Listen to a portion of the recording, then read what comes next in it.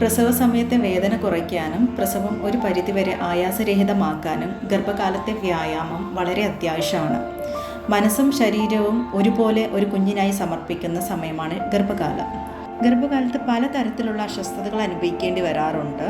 നിരന്തരമായ നടുവേദന, അതുപോലെ സന്ധികളിൽ നീര്, വീക്കം വയ്ക്കുക തുടങ്ങിയ പ്രശ്നങ്ങൾ, ദഹന സംബന്ധമായ പ്രശ്നങ്ങൾ എന്നിവ കാരണം ഗർഭിണികൾ മാസങ്ങളോളം പ്രയാസപ്പെടേണ്ടി വരാറുണ്ട്.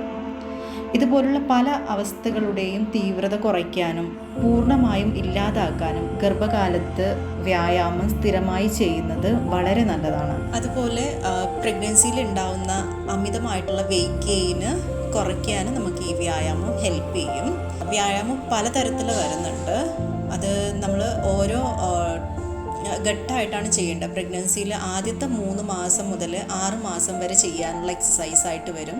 അതേപോലെ 6 മാസം തൊട്ട് 9 മാസം വരെ ചെയ്യാനുള്ള എക്സസൈസ് വേറെ തന്നെ വരും.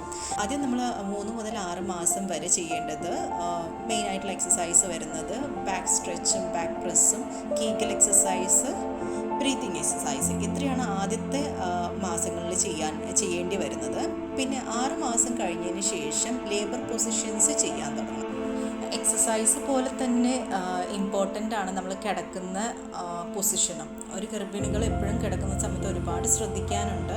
ആൻറ്റിനേറ്റൽ എക്സസൈസിനെ കുറിച്ചും അതേപോലെ പ്രഗ്നൻസി സമയത്ത് കഴിക്കേണ്ട ഭക്ഷണ രീതിയെക്കുറിച്ചും കൂടുതലായിട്ട് അറിയാൻ വേണ്ടിയിട്ട് ഈ തന്നിരിക്കുന്ന നമ്പറിൽ കോൺടാക്റ്റ് ചെയ്യുക.